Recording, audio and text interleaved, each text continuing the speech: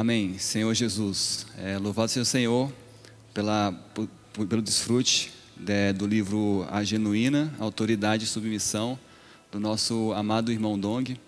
Hoje nós vamos continuar desfrutando desse livro.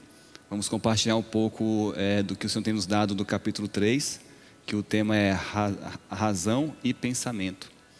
Então, para a gente começar a desfrutar desse capítulo, quero ler aqui um versículo que está em Gênesis capítulo 2, versículo 7.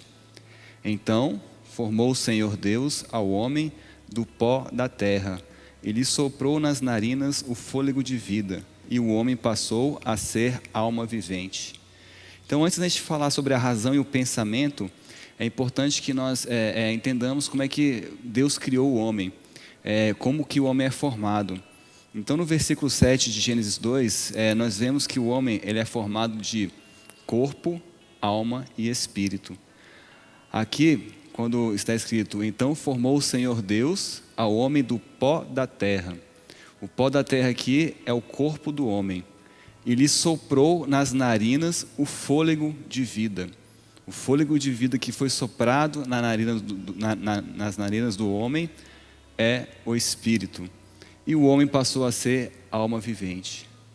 Outro versículo que fica bem claro é que o homem é feito dessas três partes, está em 1 Tessalonicenses, capítulo 5, versículo 21.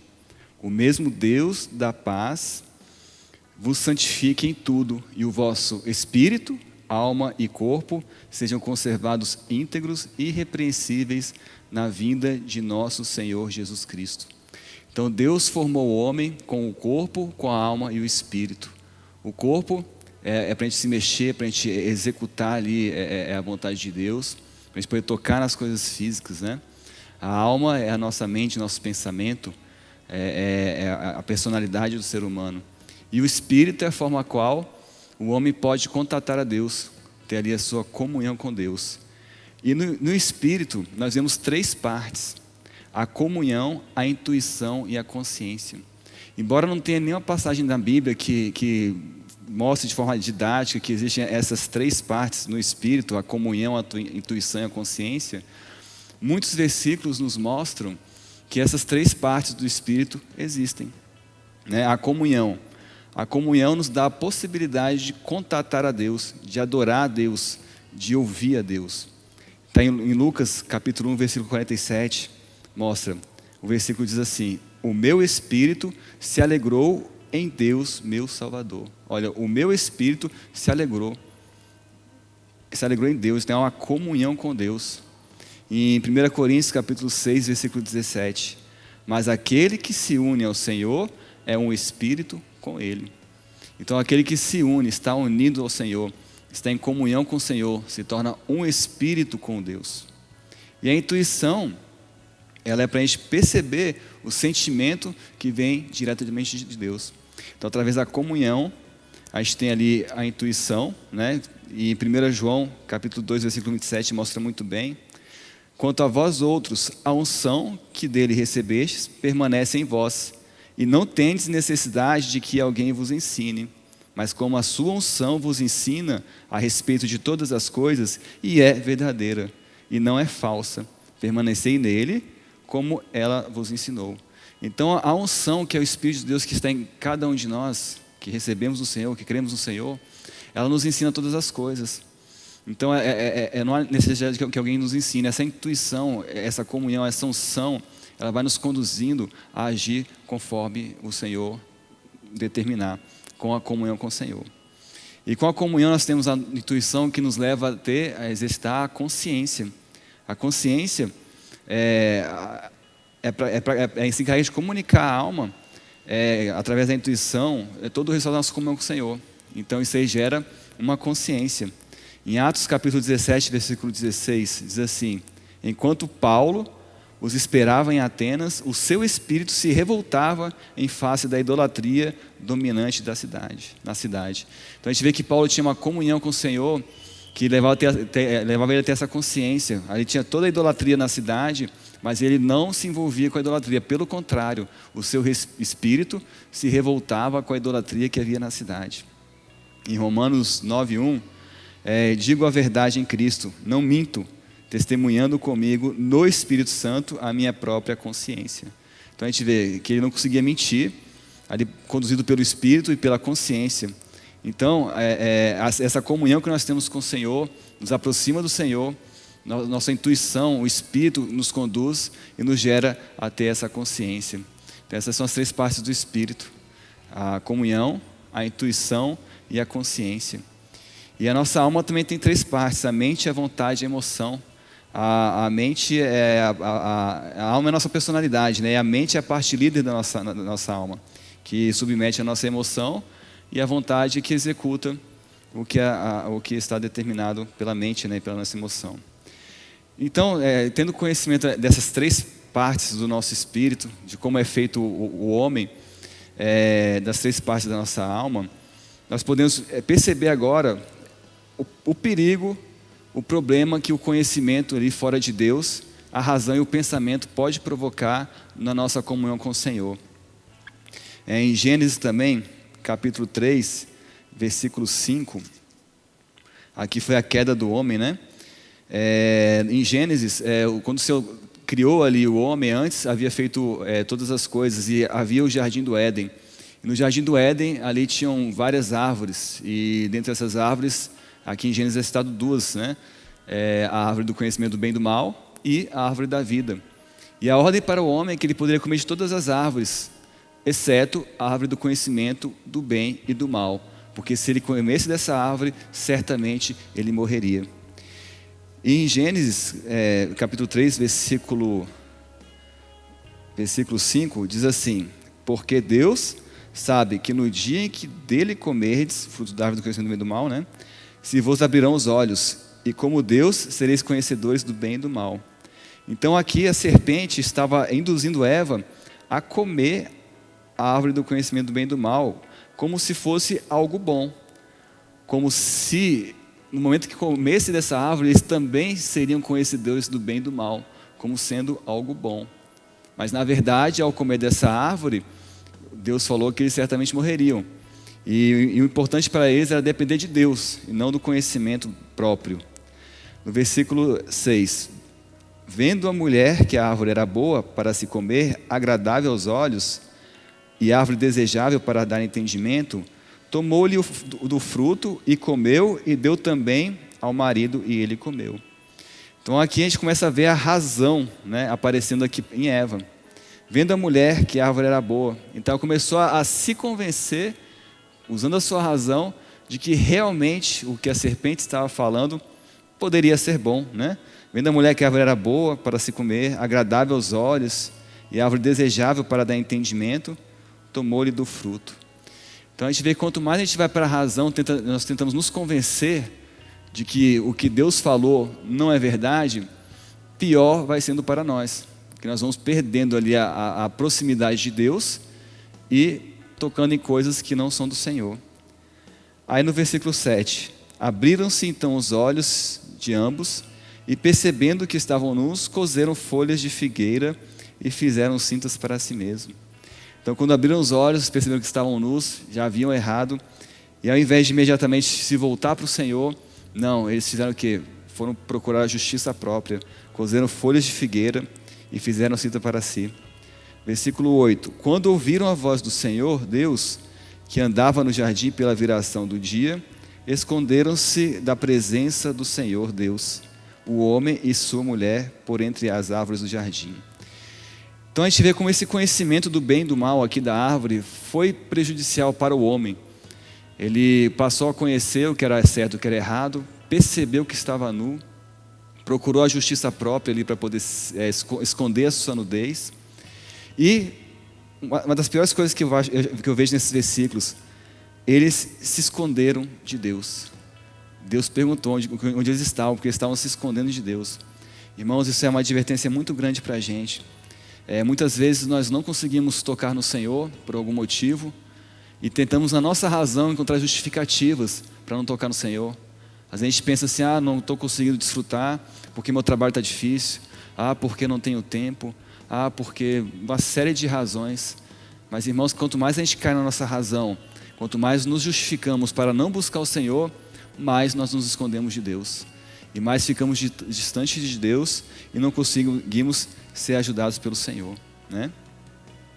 Outro ponto que é importantíssimo é quando nós nos pegamos muito em nossa razão, em nosso conhecimento, em nosso pensamento, a gente começa a cair em vaidades no nosso próprio pensamento. Efésios capítulo 4, versículo 17 a 19, diz assim: Isto, portanto, digo e no Senhor testifico, que não mais andeis como também andam os gentios, na vaidade dos seus próprios pensamentos. Então aqui Paulo está exortando, né? Está demonstrando a não andar na vaidade do próprio pensamento. Quando nós estamos agindo em nós mesmos, no nosso próprio pensamento, nós estamos utilizando aquela parte do velho homem, que não é de Deus, e começamos a cair em vaidade e agir como nós queremos e não como Deus quer. Versículo 18: Obscurecidos de entendimento, alheios à vida de Deus, por causa da ignorância em que vivem pela dureza do seu coração. Então, se a gente está preso nos pensamentos que não são de Deus, começamos a viver alheios à vida de Deus, sem olhar os interesses de Deus, sem perceber a vontade de Deus na nossa vida. Então, que nós possamos colocar nossos pensamentos sempre no Senhor, buscar sempre o Senhor. E juntando esse pensamento que não agrada o Senhor, que não traz a vida do Senhor, ligado também à genuína autoridade e submissão, que é o tema do livro, começa a ser produzida uma rebeldia dentro do povo de Deus, dentro das pessoas. Isaías capítulo 65, versículo 2, diz assim: Estendi as mãos todo dia a um povo rebelde, que anda por caminho que não é bom, seguindo os seus próprios pensamentos. Muitas vezes o Senhor nos manda ajuda, nos manda irmãos para ajudar, nos manda mensagens, nos manda várias soluções para a nossa vida, mas por estarmos presos nos nossos próprios pensamentos, nós não conseguimos perceber a salvação que o Senhor está nos dando, né? Então precisamos estar sempre ali buscando a vontade do Senhor, estar no Espírito, para que possamos perceber cada salvação, cada socorro que o Senhor vai ali nos dando, né? Em Jeremias capítulo 6, versículo 19: Ouve tu, ó terra, eis que eu trarei mal sobre este povo, o próprio fruto dos seus pensamentos, porque não estão atentos às minhas palavras e rejeitam a minha lei. Olha só que versículo precioso e que serve de advertência. O Senhor ia permitir ali o mal sobre o povo, mas o mal que ia acontecer era o fruto do próprio pensamento do povo. Ou seja, o próprio povo estava buscando algo que não era do Senhor, que ia trazer sofrimento. Isso tudo é porque o povo não estava atento às palavras do Senhor e rejeitavam a lei do Senhor. Irmãos, que possamos estar atentos à palavra do Senhor e não rejeitar de forma nenhuma o que o Senhor está determinando para nós. Então, vendo essa situação, esse perigo do conhecimento, esse perigo de buscar a sabedoria que não vem de Deus, pensar em coisas que não é do Senhor, viver na nossa própria razão, o perigo da razão, né? Principalmente a gente vê nos casais, onde há muita briga nos relacionamentos, porque existe ali o marido e a mulher, e muitas discussões, os dois têm razão, cada um na sua própria razão, e não conseguem chegar a conclusão nenhuma, porque ficam discutindo, cada um colocando a sua opinião, a sua razão, o seu entendimento, o seu sofrimento. Mas quando cada um toca no Senhor, porque Deus é amor, quando toca no Senhor, aí começa a vir a unidade, começa a vir o amor, e o relacionamento conjugal é restabelecido, é reestruturado, né? Então a solução, irmãos, é a gente colocar nosso pensamento no Senhor, buscar a palavra do Senhor, buscar a oração e invocar o nome do Senhor. Vamos ler o Salmo 139, 17, que diz assim: Que preciosos para mim, ó Deus, são teus pensamentos, e como é grande a soma deles. Os pensamentos de Deus são preciosos, irmãos, são grandiosos para nós. Tem um versículo que diz: nem olhos viram, nem ouvidos ouviram, jamais ouviram o que Deus tem preparado para aqueles que o amam. E o Senhor é capaz de nos dar infinitamente mais de tudo quanto pedimos ou pensamos. Então, se a gente fica preso em nosso pensamento, querendo apenas aquilo que o nosso pensamento quer dar e que pode dar, o que não é do Senhor, então é muito limitado. Que nós possamos colocar nossos pensamentos nos pensamentos do Senhor, que são muito preciosos para nós. Vamos ler aqui Isaías, capítulo 55, versículo 1. Diz assim: todos vós, os que tendes sede, vinde às águas, e vós, os que não tendes dinheiro, vinde, comprai e comei. Sim, vinde e comprai sem dinheiro e sem preço, vinho e leite. Satanás colocou um princípio na terra, o princípio do comércio. Para você ter algo, você tem que pagar, né? Quem tem mais condições consegue mais coisas do que quem tem menos condições. Mas aqui o Senhor nos diz o seguinte: todos vós, os que tendes sede, vinde às águas, e vós, os que não tendes dinheiro, vinde, comprai e comei. Sim, vinde, comprai sem dinheiro e sem preço, vinho e leite. Então, as bênçãos do Senhor, a graça do Senhor, a vida do Senhor, a palavra do Senhor é de graça. O Senhor não cobra preço por isso.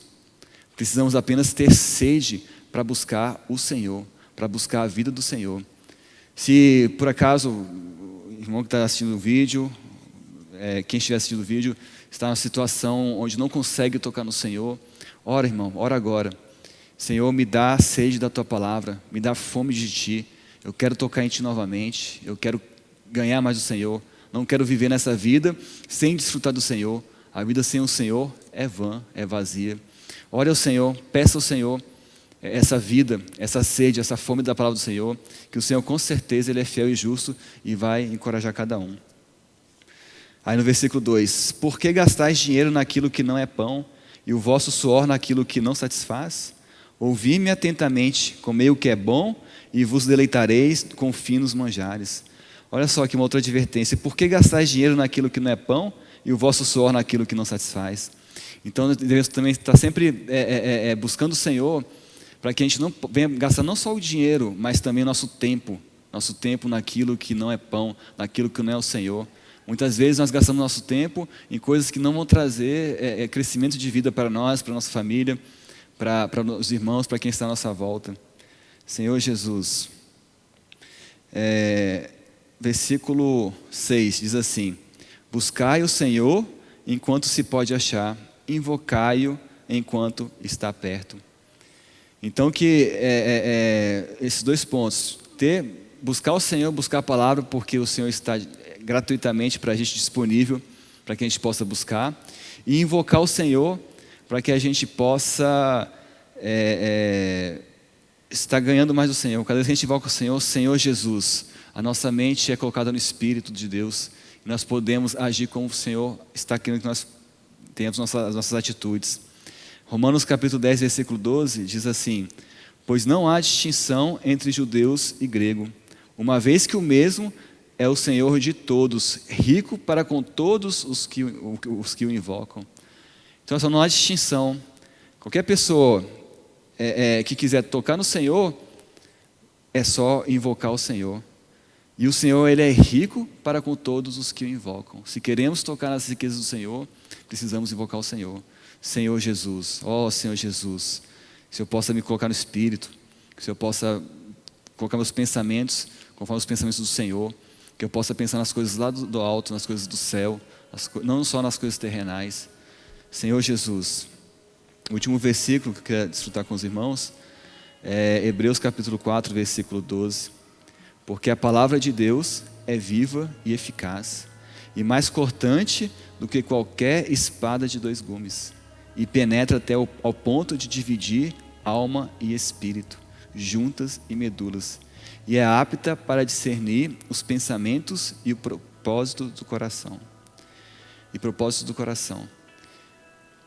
Que versículo precioso. A gente vê que a palavra de Deus, ela é viva e ela é eficaz, né? E ela pode discernir as coisas espirituais e as que não são espirituais. Então aqui vai mais um encorajamento: orar, pedir graça do Senhor, para poder buscar mais o Senhor, invocar bastante o nome do Senhor e também tocar na palavra, orar a palavra, orar, ler a palavra. Olha só esse versículo, se a gente pegar em oração. Às vezes a gente está em casa, não consegue tocar no Senhor e temos ali a Bíblia, né? Pega um versículo da Bíblia, faz assim: porque a palavra de Deus é viva. Ó Senhor, sua palavra é viva. A palavra de Deus é viva e é eficaz. Ela não é só eficiente, ela é eficaz. Eficaz é algo que resolve a situação. E mais cortante que qualquer espada de 2 gumes. Então aqui a gente vê, irmãos, pegando essas palavras do Senhor em oração, orando por elas, orando nelas, o Senhor vai sendo preenchido, vai sendo enchido mais e mais em cada um de nós. Então, para finalizar, colocar aqui, temos que cuidar em relação a nossos pensamentos, nossa comunhão, nossa razão e nosso conhecimento, que a gente possa buscar mais o Senhor, nos entregar à oração, nos entregar ao nome do Senhor e buscar cada vez mais ler a palavra do Senhor e rogar ao Senhor que nos livre de agir conforme os nossos conhecimentos, conforme os nossos princípios, mas sim sempre buscar atender os interesses do Senhor. Amém? Jesus é o Senhor.